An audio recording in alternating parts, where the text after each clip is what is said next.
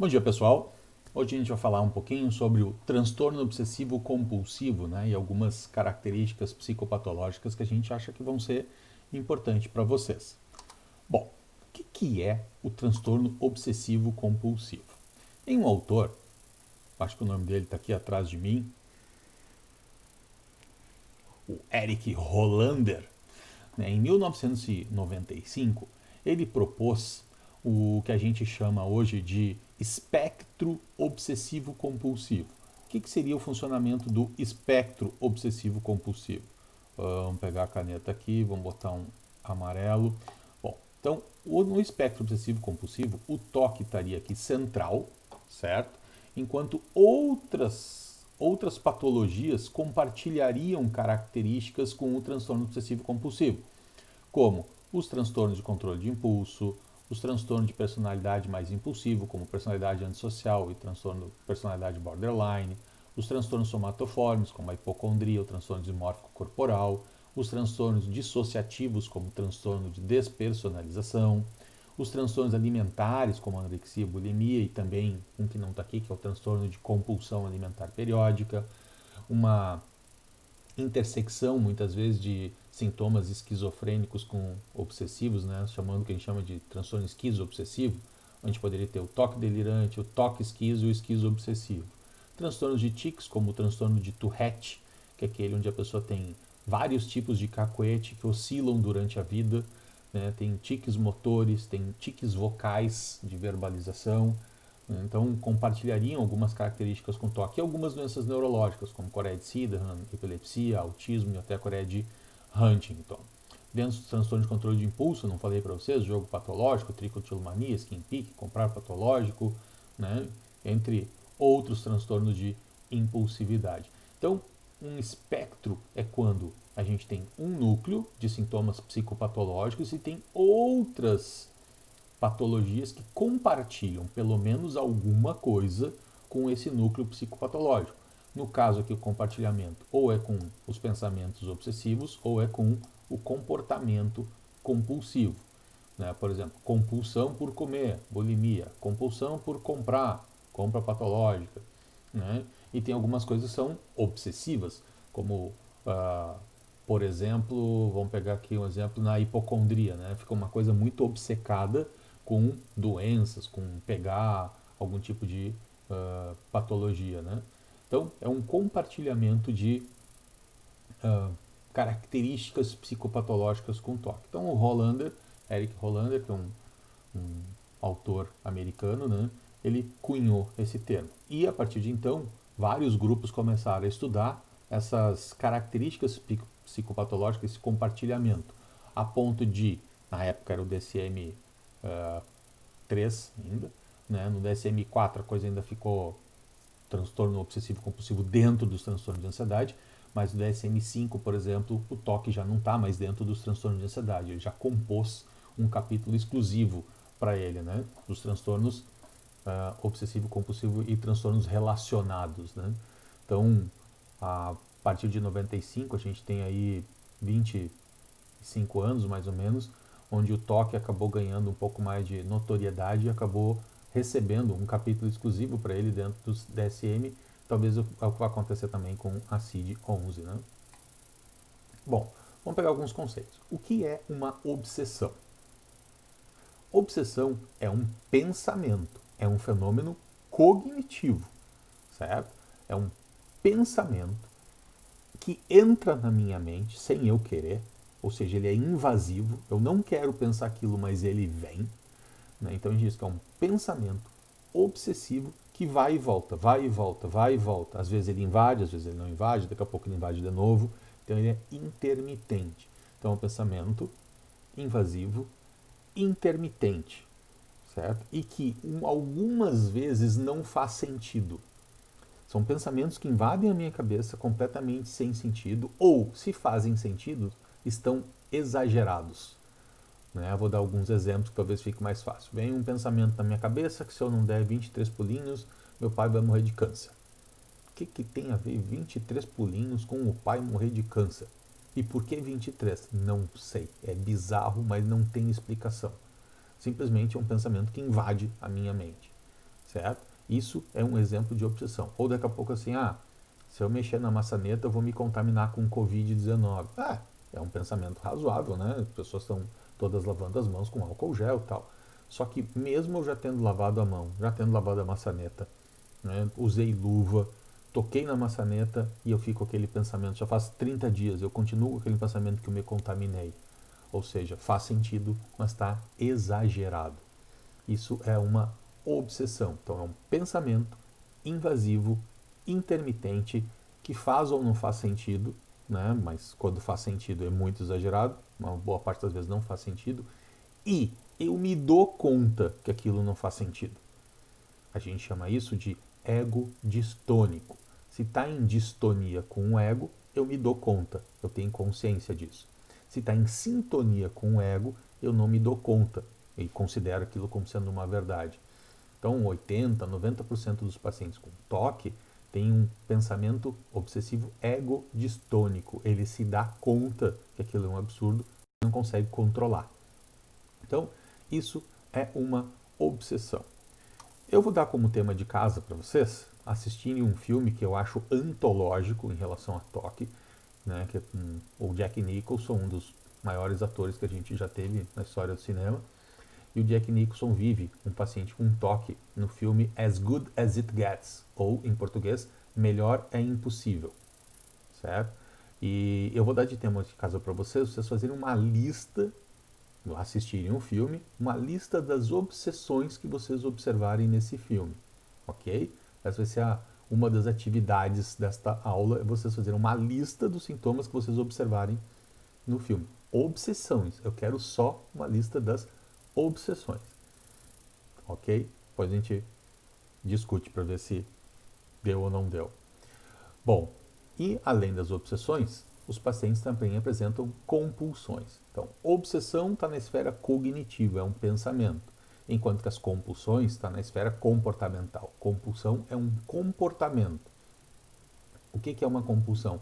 É uma atitude, um comportamento, um movimento que eu preciso fazer, eu me sinto compelido a fazer para aliviar uma obsessão. Esse é o conceito clássico. Eu preciso fazer para tirar o pensamento da minha cabeça. Então lá, se eu não der 23 pulinhos, meu pai vai morrer de câncer. Qual seria a compulsão? Dar os 23 pulinhos, certo? Então eu faço para aliviar o sofrimento que a obsessão me produz. Mas como a obsessão vai e volta, vai e volta, vai e volta, é intermitente, a compulsão acaba ocorrendo de maneira também intermitente. Uma hora eu faço, uma hora eu não faço, uma hora eu faço. Enquanto eu tiver obsessões, eu faço as compulsões. Esse é o conceito clássico. Mas a gente sabe que alguns pacientes também fazem suas compulsões mesmo sem ter obsessões.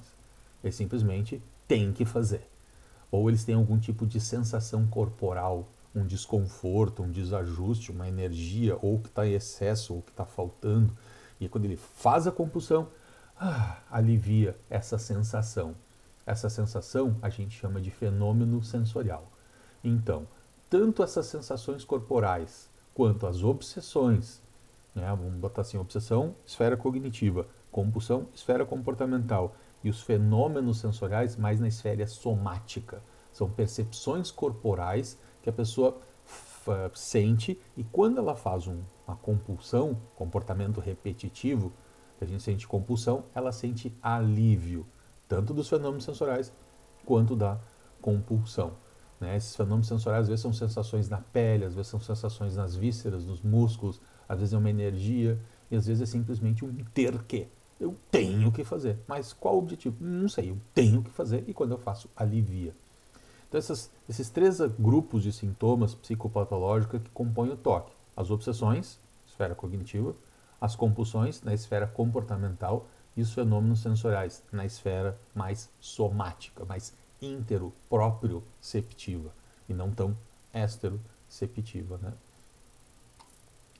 Bom, quais são os tipos de obsessão que a gente tem? As obsessões são, como disse para vocês, pensamentos, né? Então, qualquer tipo de conteúdo do pensamento humano pode virar uma obsessão. Qualquer coisa que passar na cabeça de vocês pode virar um pensamento obsessivo, invasivo, repetitivo, intermitente e ego distônico.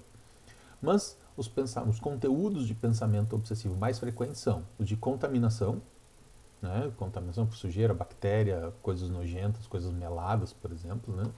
Conteúdos religiosos, morais, fiz certo, fiz errado, é pecado, não é pecado, né? Tipo uma dúvida de conteúdo religioso, dúvida de conteúdo moral. Os conteúdos sexuais, e aí envolve algumas vezes não só sexo normal, né? Mas o sexo às vezes agressivo, sexo sujo, sexo incestuoso, né? A pessoa ter esses pensamentos não quer dizer que ela faça, mas ela só tem esses pensamentos invasivos. Por exemplo, eu me lembro de uma paciente que vinha uma imagem, uma obsessão pode ser uma imagem também, né? Uma imagem obsessiva na cabeça dela de que qualquer homem que ela visse, esse homem estaria fazendo sexo anal com Jesus Cristo. Então estava lá o Jesus, né? E a pessoa que ela viu fazendo sexo anal com Jesus Cristo. Essa imagem ficava invadindo a mente dela. Então uma coisa sexual meio misturada com religioso, né? Pensamentos de conteúdo sexual, por exemplo, envolvendo incesto ou envolvendo crianças, por exemplo, né? Alguma coisa mais pedófila, não quer dizer que a pessoa seja, mas ela tem esses pensamentos invadindo a cabeça dela de modo completamente bizarro, assim, né? Muitas vezes gera culpa, porque a pessoa acaba acreditando que ela é, sei lá, pedófila ou é, sei lá, homossexual, e isso causa sofrimento, né? Então, porque o pensamento é justamente ego distônico, né? Não está em sintonia com o ego. Conteúdo agressivo, né? Será que eu fiz alguma coisa errada? Será que eu atropelei alguém? Será que vem um pensamento, eu estou na parada do ônibus, vem um pensamento de eu empurrar alguém que está ali para baixo do ônibus na hora que o ônibus está chegando? Se eu não fechar as portas, alguém vai entrar aqui e vai matar minha família. Sabe, os conteúdos agressivos, catastróficos, também são bem frequentes. Conteúdos somáticos, né? Se está com algum tipo de doença, não está com algum tipo de doença, com algum tipo de alteração de funcionamento no corpo, também é relativamente frequente. E a dúvida de qualquer natureza, né? Será que eu fiz? Será que eu não fiz? Liguei ou não desliguei? Fechei ou não fechei? Fechei, deixei aberto? Será que eu falei a coisa certa? Será que eu dei a aula corretamente? Será que eu disse tudo? Será que faltou alguma coisa? Dúvida recorrente, aí pode incorrer em qualquer tipo de conteúdo do pensamento humano. Bom, a gente também tem as compulsões. As compulsões podem ser motoras, comportamentais, que é o mais clássico, né? Que a gente vê a pessoa lavando, repetindo, abrindo, fechando, sentando, levantando. Mas a gente também pode ter compulsões mentais. As pessoas ficam fazendo compulsões mentais para afastar um tipo de obsessão. Então, as compulsões mentais mais frequentes são de rezar, né, orações, enfim, e de contagem. Fico contando mentalmente, sei lá, número de postes que existe na estrada entre Porto Alegre e Caxias do Sul. Né? Fico contando mentalmente, para afastar, por exemplo, um pensamento de conteúdo agressivo. Ou então rezas, né? Mentalmente só. Mas os tipos de compulsão mais frequentes são as motoras, como por exemplo, limpar, lavar, verificar e verificar e verificar e verificar de novo. Over and over and over again. Tem até um livro com esse nome.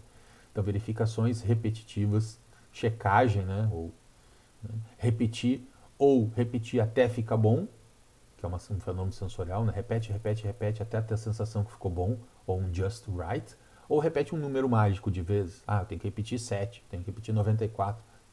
O número mágico vem aleatoriamente, muitas vezes. Né? Às vezes não é nem sempre o mesmo número, vai mudando. Contagem, né? Disso tanto mentalmente quanto comportamentalmente, fica ali contando. Colecionismo, que a gente chama agora mais modernamente de acumulação, acumular objetos, não consegue se desfazer. A gente vê às vezes algumas notícias de acumulação, inclusive de animais, né? E vários outros. Qualquer tipo de comportamento humano, né, ações motoras, podem virar compulsões, certo? Qualquer tipo de coisa, engolir água, respirar, né? Qualquer tipo de comportamento humano pode virar uma compulsão. Esses são os mais frequentes, né? Bom, como é que a gente avalia, né, transtorno obsessivo compulsivo? Existem duas escalas. Uma escala se chama... que borrou aqui. Não sei porque que de vez em quando dá essas borradas aqui no PowerPoint, mas vamos ver se eu consigo escrever aqui. Uma se chama Y-Box, que é a sigla de Yale Brown Obsessive Compulsive Scale. É uma escala que se compõe de 10 perguntas, 5 sobre as obsessões, 5 sobre compulsões. São as mesmas 5.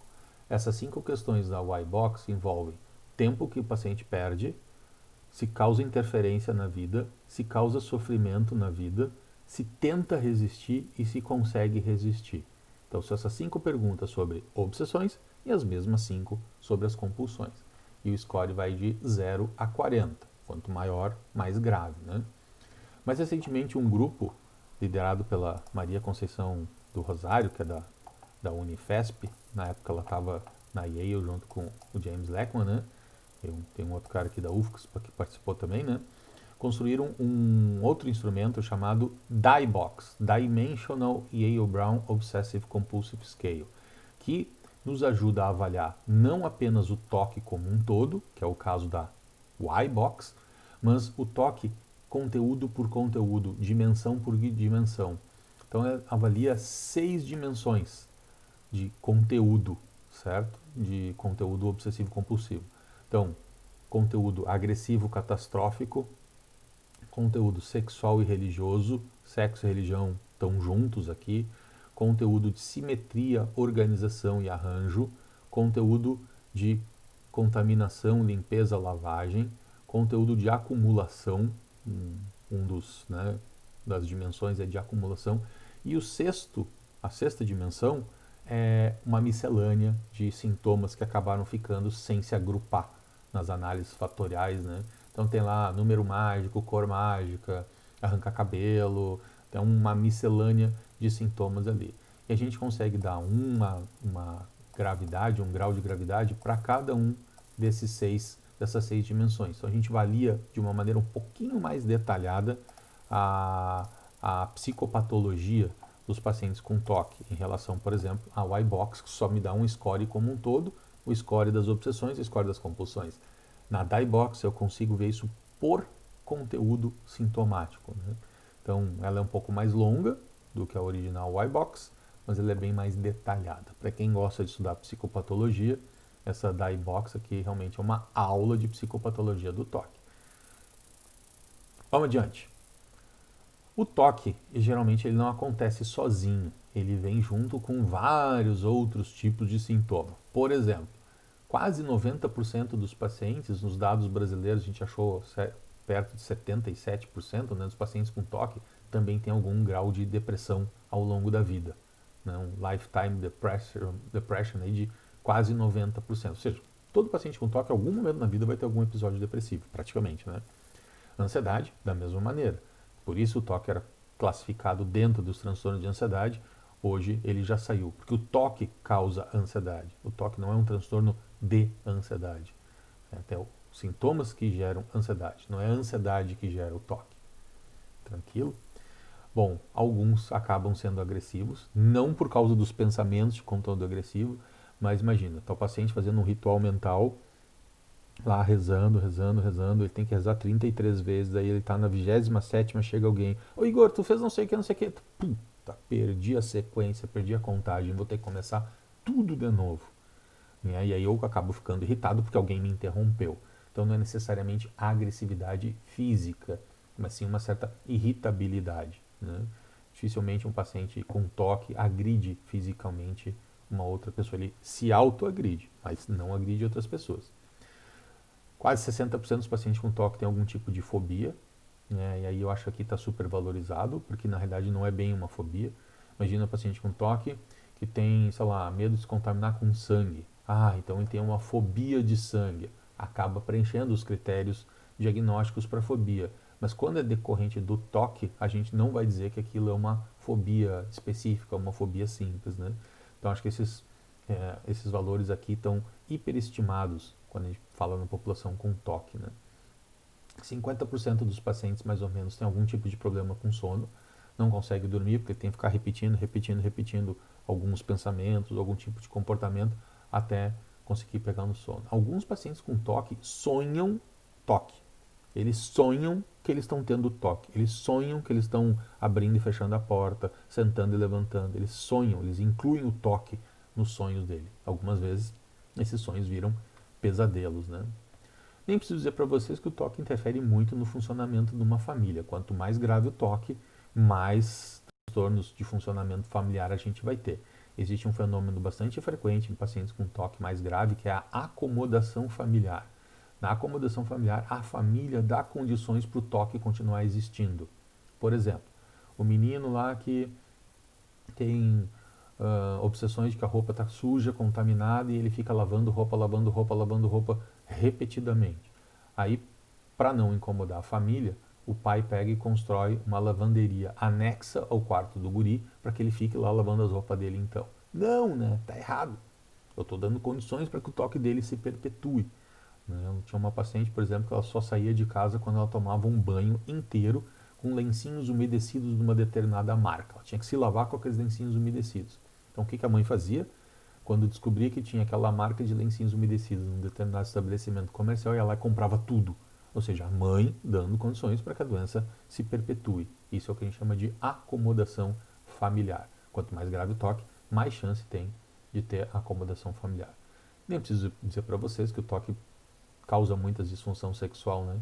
Especialmente quando tem sintomas de contaminação, de limpeza, de lavagem, né? Com coisas com secreções, coisas meladas, assim, né? Dá bastante disfunção sexual também. Transtornos alimentares, muitos pacientes com toque acabam só comendo coisas específicas ou não comendo outras coisas. Me lembro de uma paciente, por exemplo, que ela acordava de manhã, a primeira coisa que vinha na mente dela era um cardápio mental. E ela só podia comer o que estava no cardápio, senão alguma coisa ruim ia acontecer com a família. Então ela só comia o que estava no cardápio. Só que a coitada não tinha onde cair morta, de pobre, né? E vinha assim, carpaccio, salmão, lagosta, e ela não comia. Resultado, foi internada por anorexia, mas não era uma anorexia nervosa primária, e sim secundária a um transtorno obsessivo compulsivo. Automutilação, como arrancar cabelo, arrancar pele, ou reação de unha, né? O que a gente chama lá de tricotilomania, quando é cabelo, skin picking, ou dermatotilexomania, quando é pele, né? E onicofagia, quando é unha, né? Relativamente frequente. 1% dos pacientes com toque, de cada 100 pacientes com toque, um vai ter tique. Mas se vocês forem num ambulatório especializado em tics, vocês vão ver que 40% dos pacientes com tique também tem toque, certo? Então existe uma relação entre tique e toque. Fica bonitinho, né? Tique-toque, mas existe essa associação. O que tem de funcionamento secundário mais interessante é que, sim, muitos pacientes com toque acabam ficando dependentes dos seus familiares, né? Acabam, às vezes, se isolando socialmente e, muitas vezes, eles entram em falência ou, às vezes, acabam levando a família a uma falência econômica.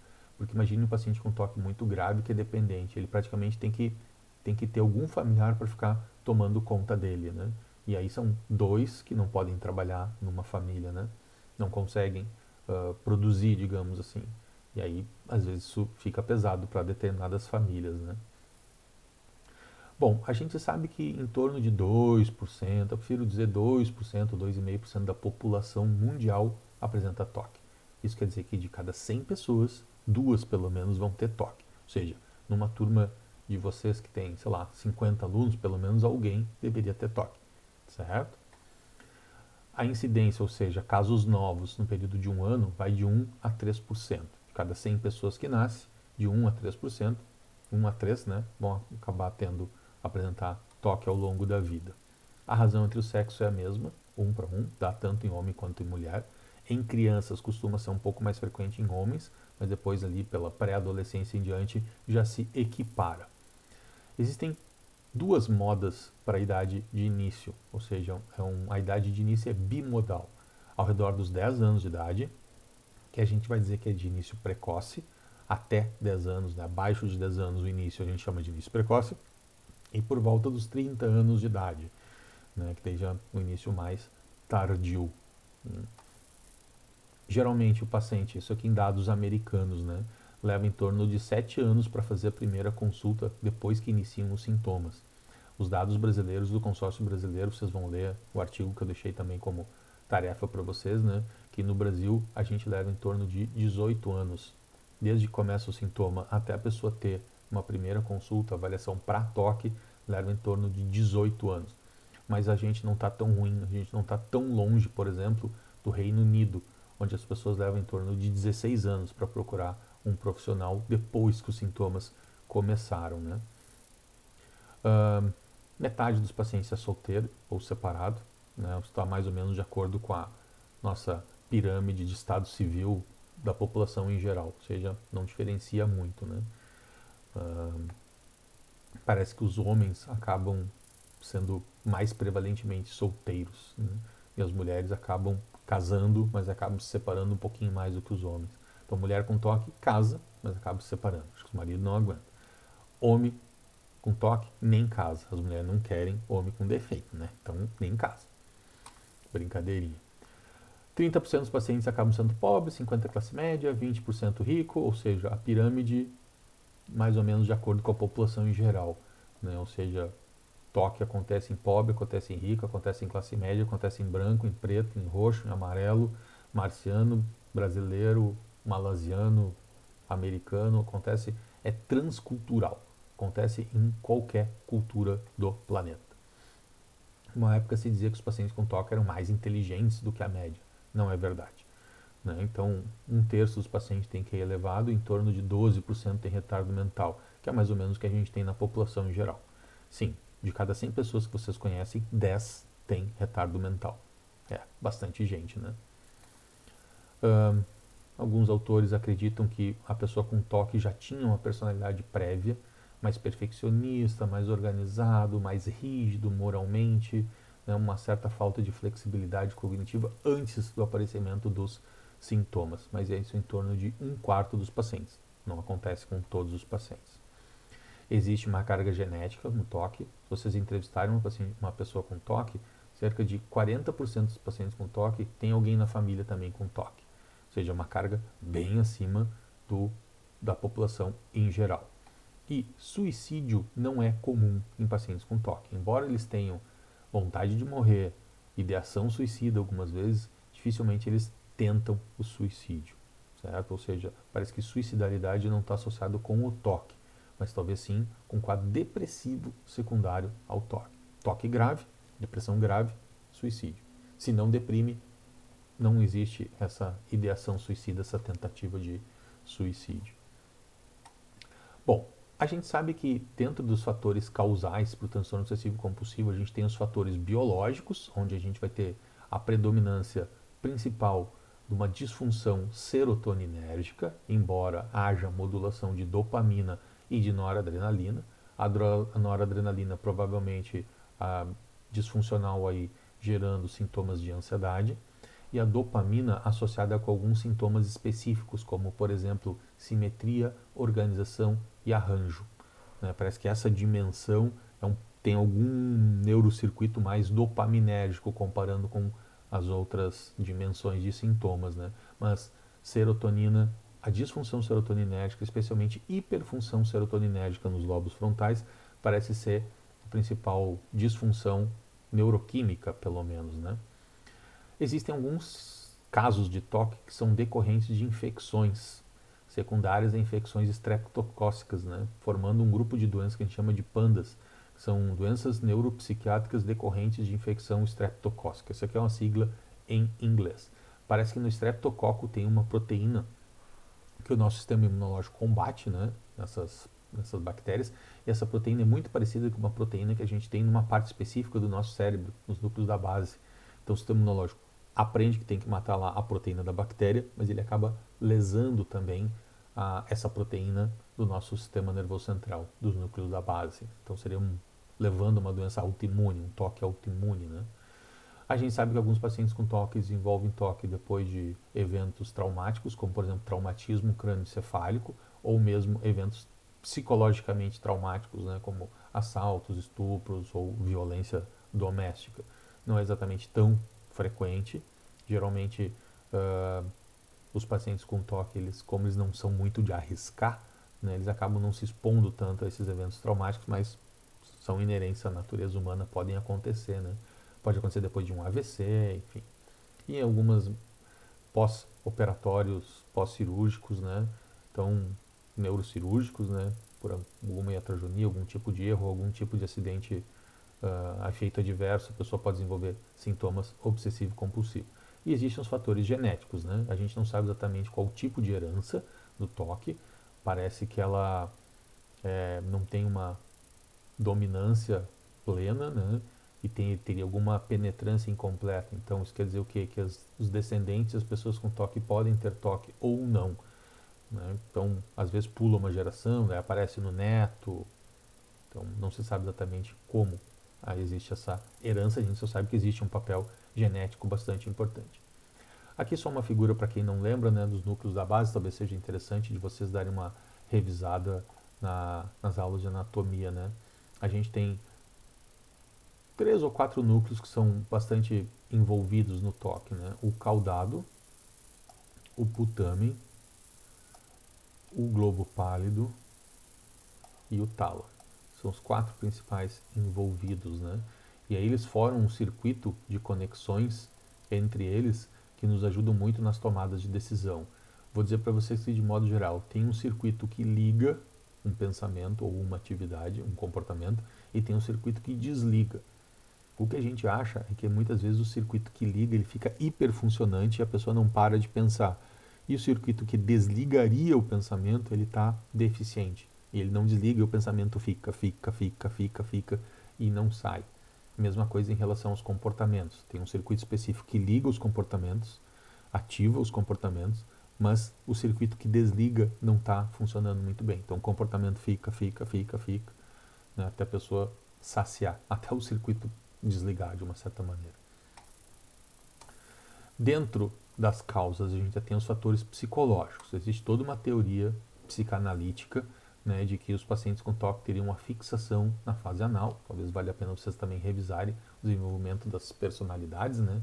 E por causa dessa fixação na fase anal, acabam se utilizando de mecanismos de defesa tais como deslocamento, anulação e isolamento.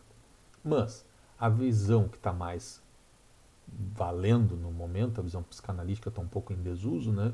É a visão cognitivista comportamental, onde por uma questão de condicionamento pavloviano clássico, a pessoa acaba aprendendo que se fizer determinado comportamento, alivia o pensamento.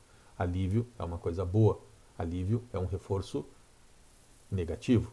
Né? Então alivia, mas isso é ruim, porque a pessoa vai condicionando a ficar fazendo aquele tipo de comportamento. Né? Então, o alívio sendo um reforço negativo, né, isso reforça o comportamento compulsivo. É basicamente em cima disso. E a terapia cognitivo-comportamental vai se basear no quê? Na habituação. Né? A pessoa não faz o comportamento, não faz a compulsão, fica ansiosa. Mas a ansiedade vai habituando no cérebro a ponto de daqui a pouco aquele pensamento obsessivo não incomodar tanto aquela pessoa. Nós vamos ver isso daqui a pouquinho quando a gente falar dos tratamentos. Né? Falando em tratamento já, né, puxando o assunto, esse autor, o Hollander lá, ele chegou a perguntar para os pacientes o que eles achavam que era mais importante no tratamento deles. Eu acho que essa pesquisa em que envolveu cerca de 380 pacientes, né, e perguntou o que os pacientes achavam que era mais importante. Poderiam marcar várias alternativas, por isso que soma mais de 100%. Né. Vejam que em torno de 70% disse que são as medicações serotoninérgicas, quase metade dos pacientes disse que era terapia cognitivo-comportamental e outros 40% falaram em psicoeducação, certo? Alguns americanos, né, gostam muito de grupos de autoajuda, que é uma coisa que a gente tem muito pouco no Brasil, mas em torno deles 40% falaram de grupos de autoajuda, ajudava bastante no tratamento. 30% falaram de outras psicoterapias, quase 30% de outras medicações, 15% falou em psicanálise, né? Em torno de 10% falou em hipnose. Ou seja, essas são algumas das alternativas terapêuticas que a gente tem. Nessa época, nenhum deles falou em atividade física sistemática, por exemplo. Acho que se hoje a gente refizesse essa pesquisa, provavelmente a atividade física sistemática entraria como, ou técnicas de meditação estariam aí arroladas. Então, o que a gente tem de medicações? Medicações são os inibidores da recaptação da serotonina, certo? Por que eu digo inibidores da recaptação? Porque a clomipramina, que é o mais antigo, ele é um inibidor da recaptação da serotonina, mas não é exclusivo, não é seletivo. enquanto que esses outros todos aqui, ó, são... Opa, desculpa, botei um a mais aqui. Esses outros aqui, ó, da fluvoxamina até o citalopram, e mais modernamente o escitalopram, são inibidores seletivos da recaptação da serotonina, certo?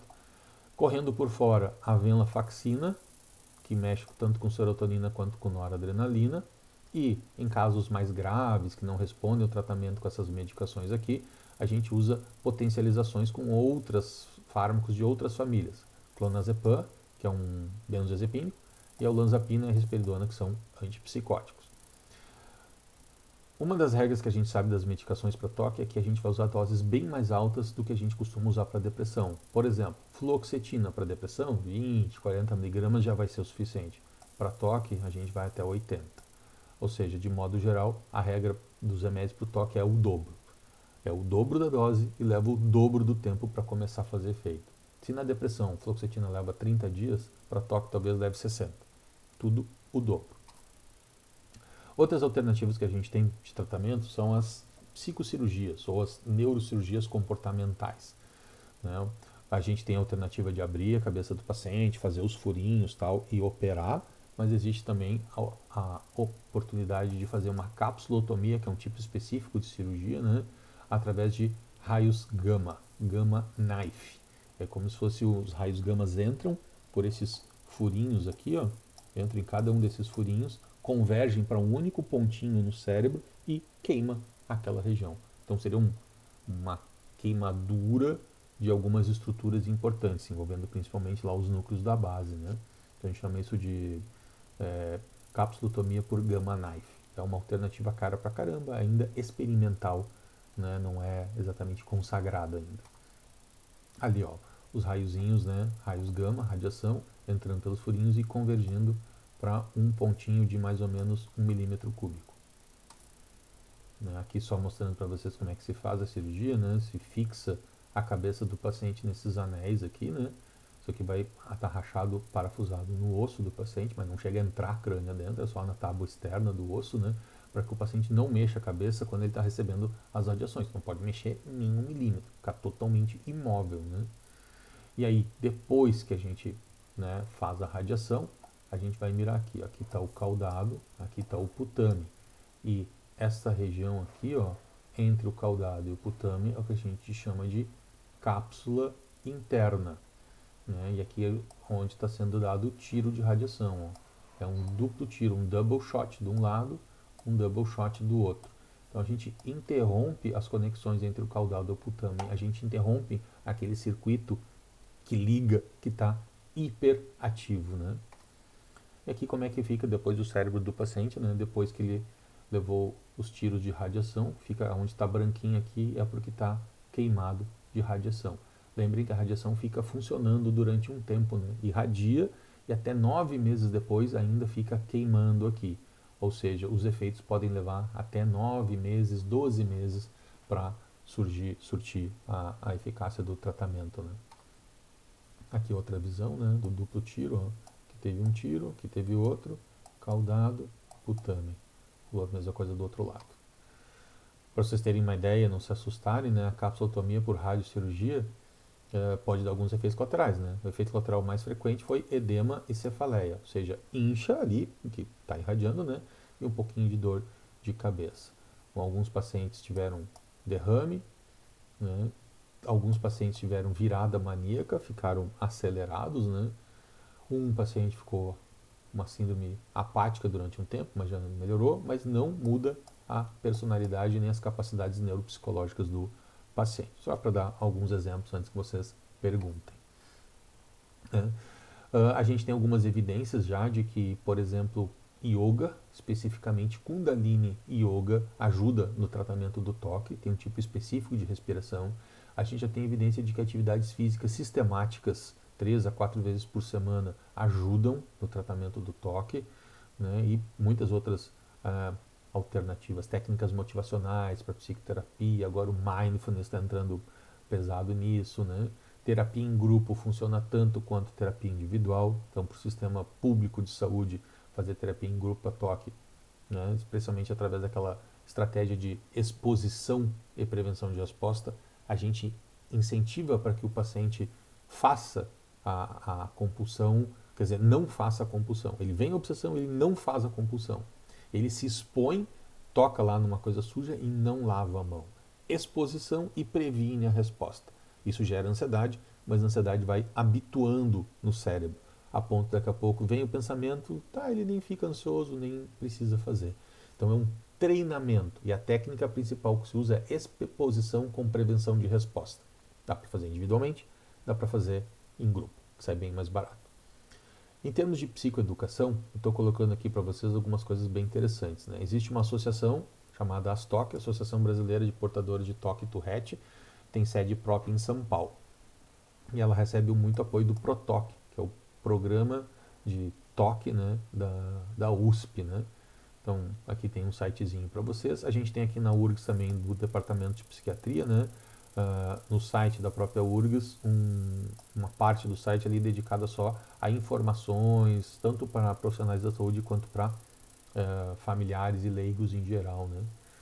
Existem vários livros sobre toque, né? Esse aqui está meio ruinzinho a imagem, mas se chama Medos, Dúvidas e Manias. Eu acho que já está na segunda ou terceira edição. Existem vários outros livrinhos que ajudam a divulgar e a explicar tanto para os pacientes quanto para os familiares, né, o que seria o transtorno obsessivo compulsivo. Ou seja, psicoeducar é fundamental. Os próprios pacientes reconhecem isso, né? E é isso, dizer para vocês que o artigo que eu deixei ali no Moodle para vocês darem uma olhada, né? Foi o primeiro artigo que a gente conseguiu escrever do Consórcio Brasileiro de Pesquisa em Toque, o CETOC Brasil, né?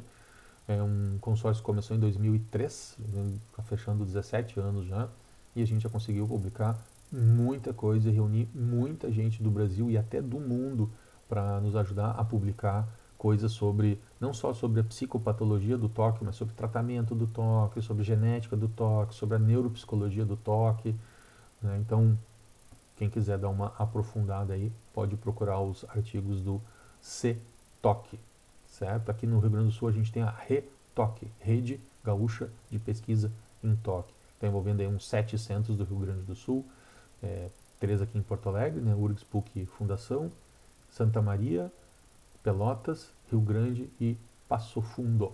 E estamos tentando divulgar o toque, ensinar para as pessoas direitinho como é que se diagnostica e como é que se trata o toque. Espero que vocês tenham pacientes com toque, espero que vocês treinem TCC e exposição e prevenção de resposta, que vocês vão ajudar bastante. A terapia é indicação número 1 para toque. Dificilmente o paciente com toque melhora se ele não fizer a terapia cognitivo-comportamental. Por exemplo, para crianças e adolescentes é a primeira escolha. Medicação em segundo lugar. Lembrando que mais ou menos 20% dos pacientes com toque não vão melhorar de jeito nenhum. Ou seja, com as terapias que a gente tem, tanto farmacológicas quanto psicoterápicas, a gente consegue ajudar 80% dos pacientes. É bastante gente.